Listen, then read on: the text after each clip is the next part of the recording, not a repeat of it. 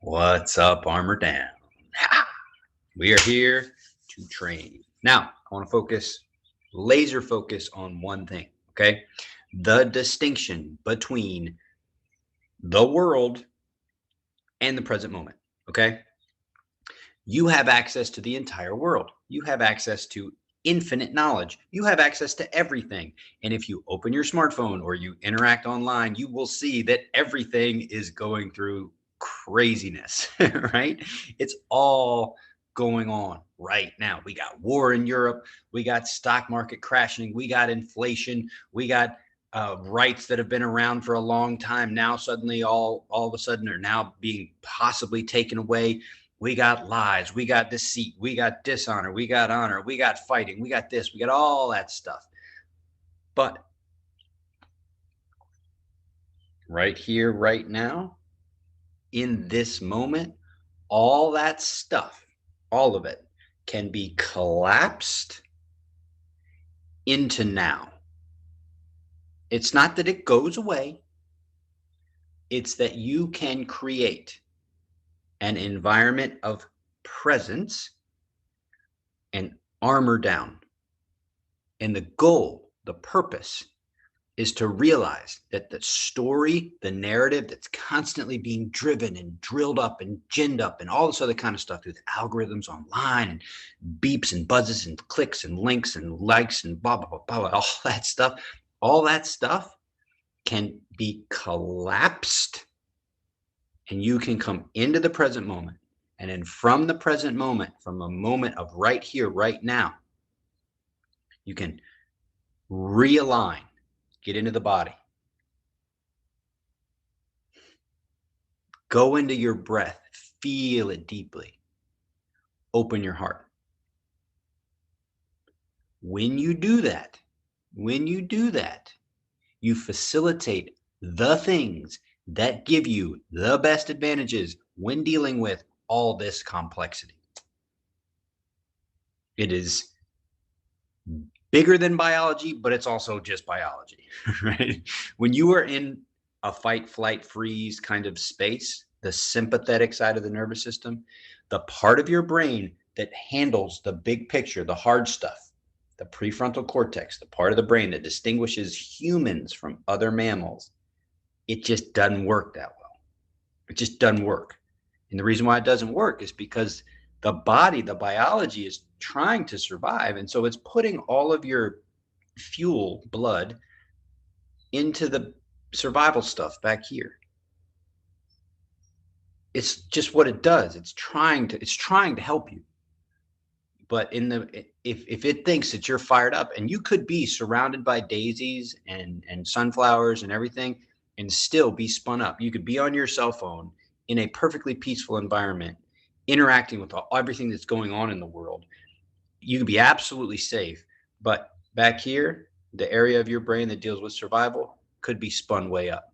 And if it's spun way up, that means that the stuff up here is spun way down, and you're going to be more reactive. You're going to feel, the cortisol. You're going to feel the stress of it all a whole lot more. That's just how it works. I mean, I just don't know what else to tell you. I mean, this isn't hippie hooey shit, right? This is just how it works.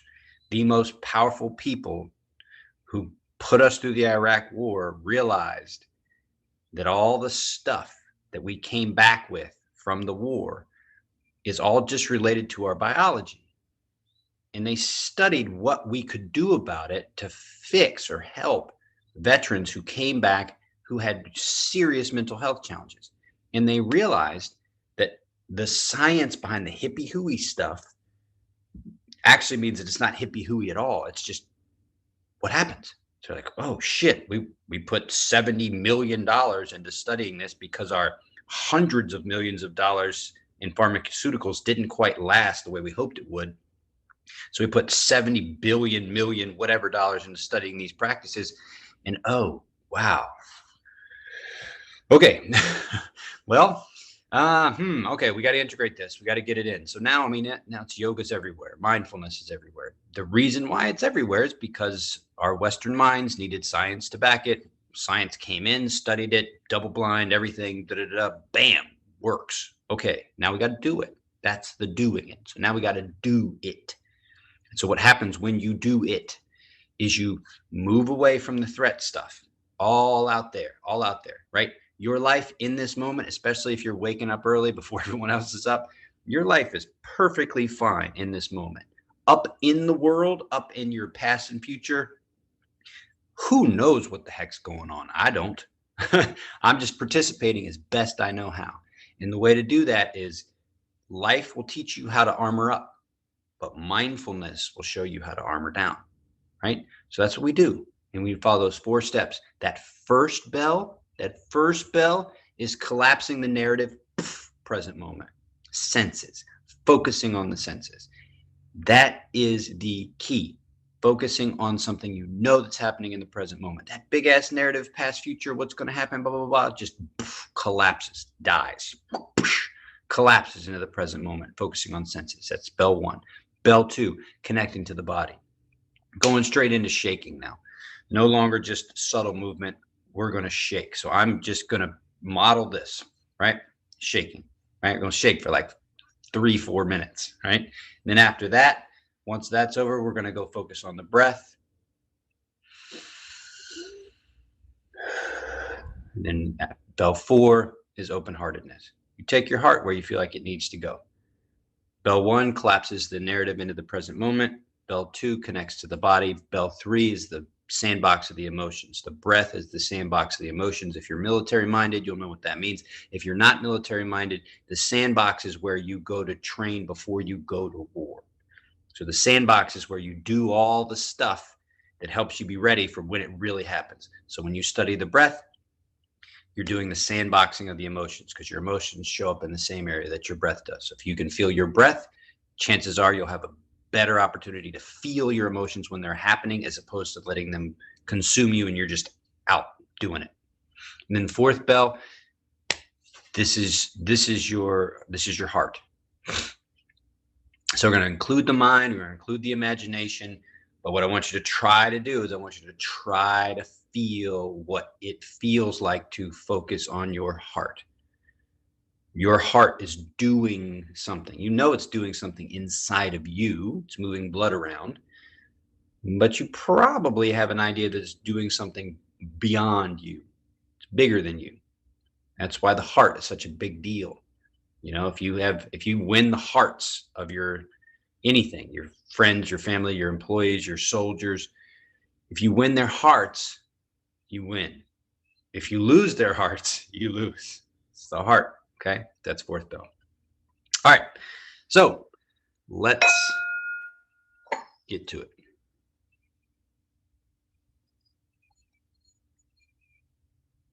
Bell 1. Here we go.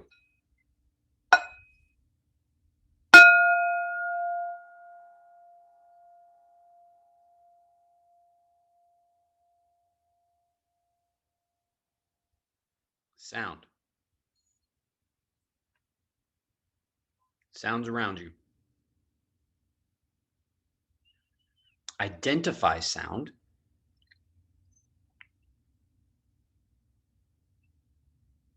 Assess location of sound.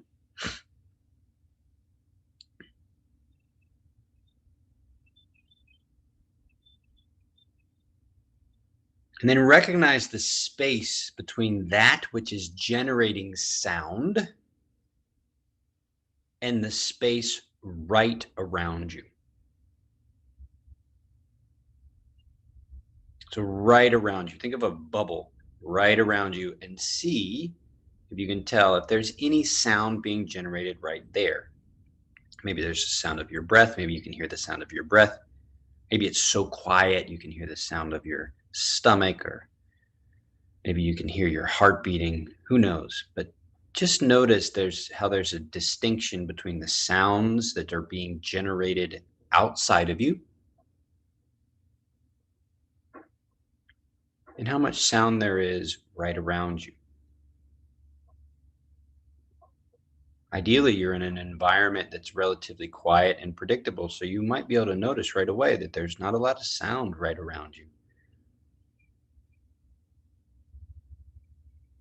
Just quiet, predictable, safe. From sound awareness, go to skin awareness. Notice your skin. Notice temperature on your skin. Notice clothing on your skin. Notice multiple sensations on your skin.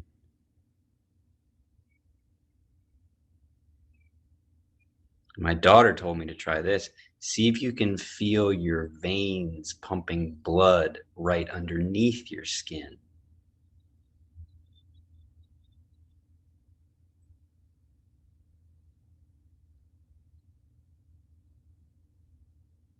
I'm focusing on my forearms. I can kind of feel it there.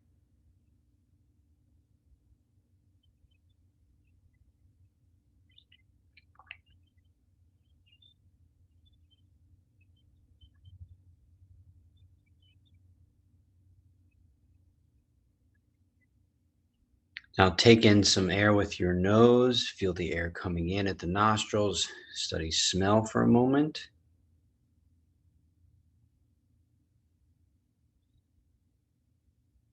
Notice how much of the air coming in is without smell. Notice the little hints of smell.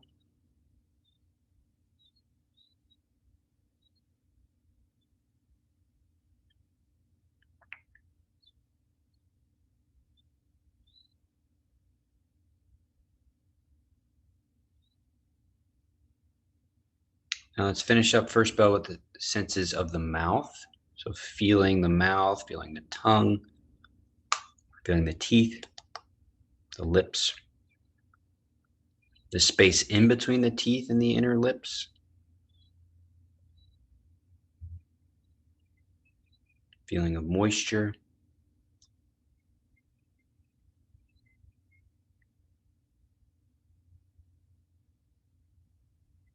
Feeling the mouth.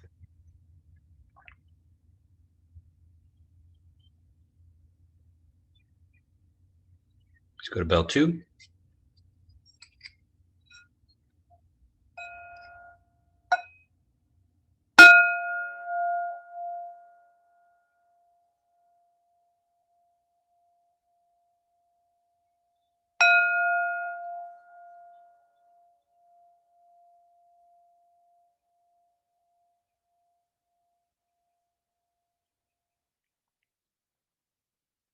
All right, start with just the legs and the feet. So just kind of like bouncing the legs, bouncing the feet. If you're seated in a chair, you can kind of bounce on your toes a little bit. You can bounce on your heels, but just start getting your legs kind of shaking and moving. It doesn't have to be big movement. You just want to activate as much of your legs as you can.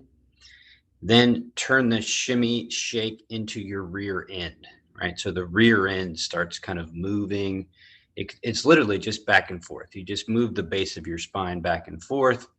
And then you add your belly, right? I mean, just like a top bouncing around. And feel free to keep your eyes open or closed, but you just want to add much movement into your legs, then into your pelvis, then into your belly region. You'll notice that it's the spine, right? It's the spine that's really starting to do the most movement. So now coming into the shoulders, spine at the heart space, shoulders, try to get everything moving.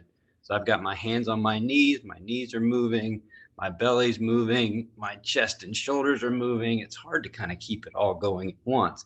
You want to have kind of an overwhelming sense of everything is moving, and you're not gonna, it takes a little bit of focus to keep it all going. And then jaw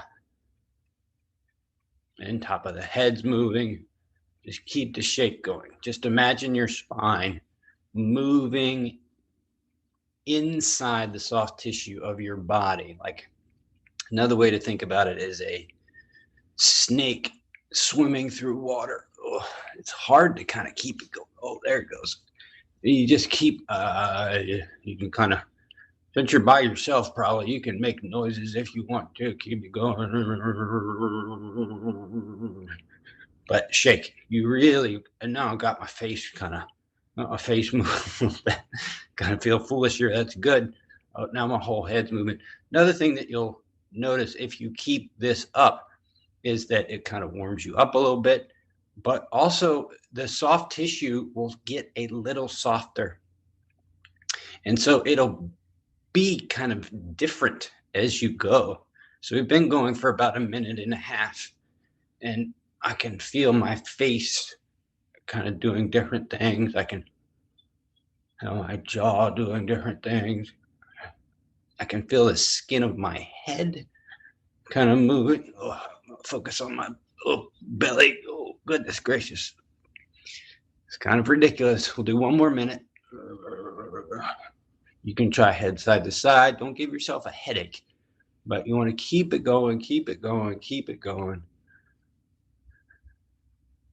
Keep it moving. 30 seconds. Keep it moving. You can even take your arms away, spit it up real fast. 10 seconds. Get it going, get it going, get it going, get it going. And stop.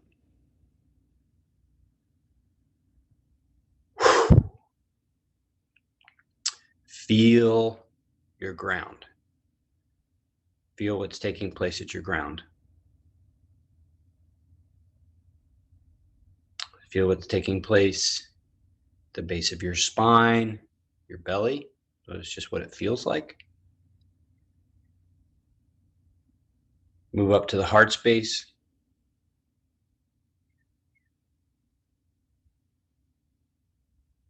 You might be able to feel your heart beating.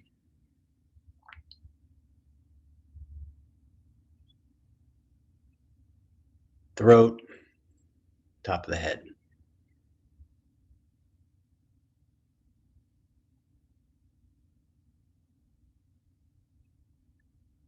So you just shook up all the soft tissue. All the soft tissue got shaken up around that long spine.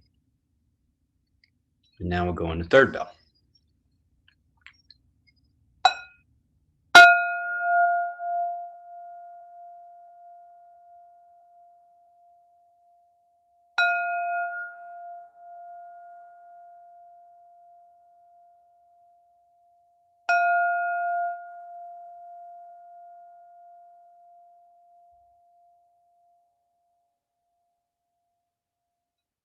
All right, we're going to do soft belly breathing a la Mind Body Medicine, Dr. Gordon. So the way this works is you breathe in through your nose, out through your mouth. Looks just like this.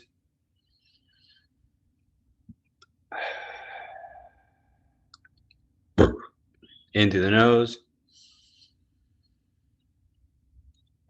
out through the mouth. Now in your mind, on the inhale, say the word soft.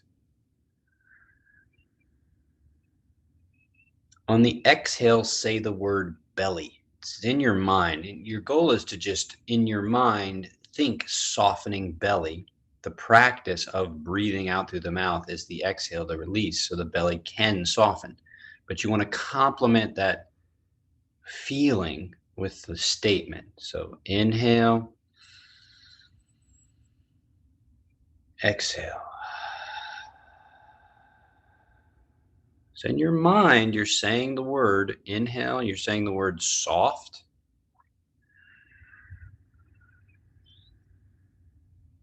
And on the exhale, you're saying the word in your mind, belly. Think about your belly softening. Let that belly soften. The exhale soften. The letting go, the belly soften.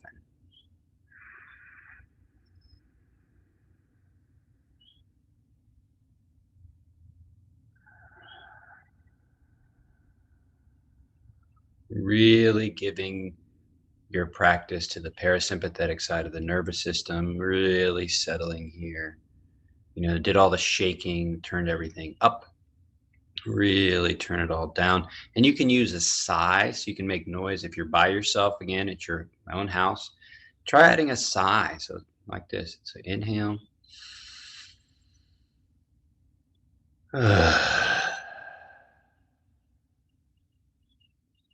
That sound vibrates the vibration of your throat. It's also the vibration of the vagus nerve. It's all contributing to parasympathetic leaning, softening the nervous system. Inhale, soft. Exhale, belly.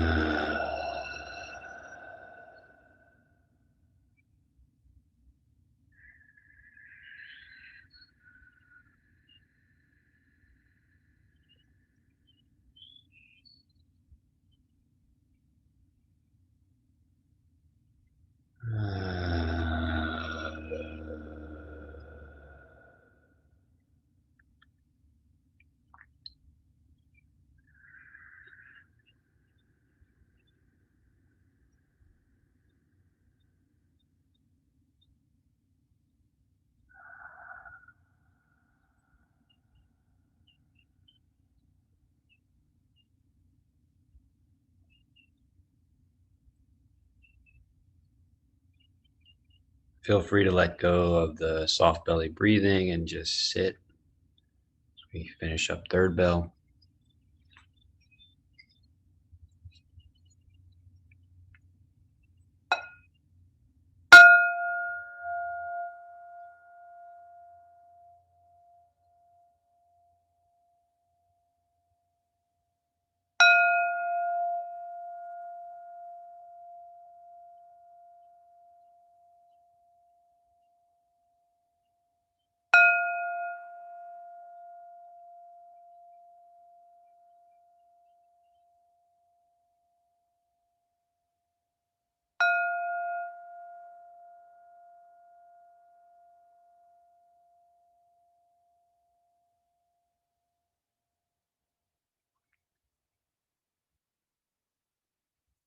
So begin fourth bell by focusing on the heart space, the space of the heart.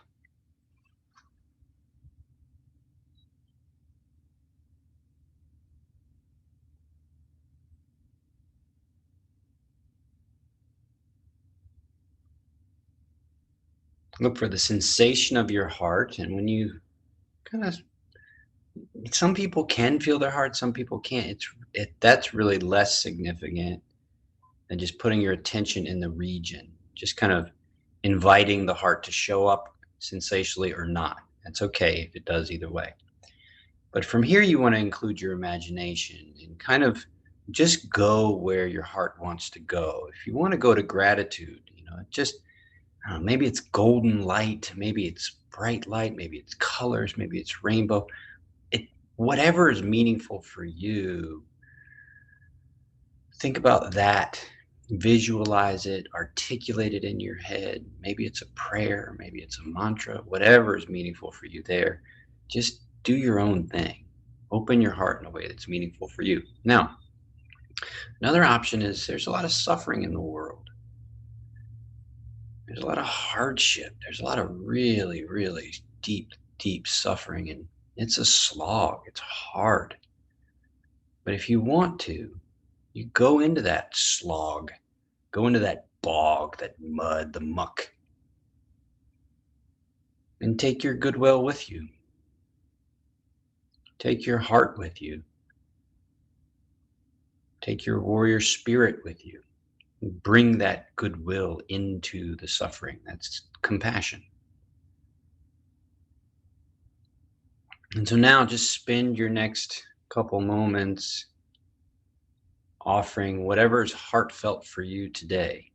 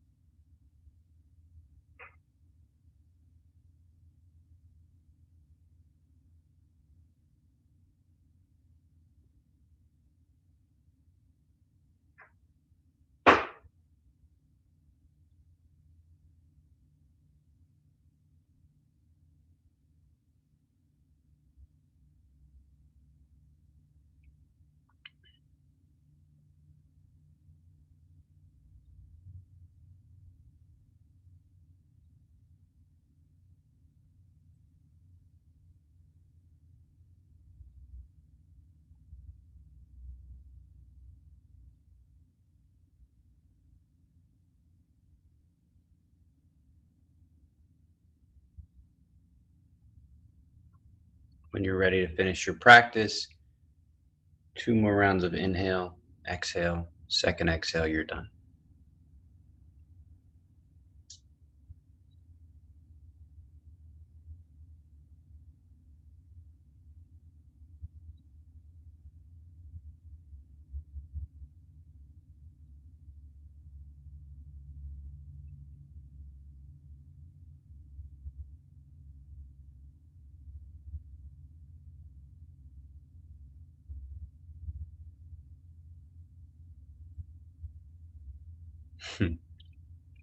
It's quiet. That's the thing. It's quiet.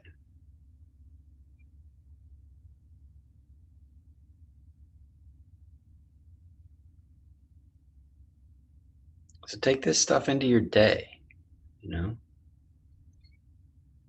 When the narrative in your mind, what happened before, what might happen next, it's a big conversation, it's an important conversation. But know that you can collapse it at any moment and just be present.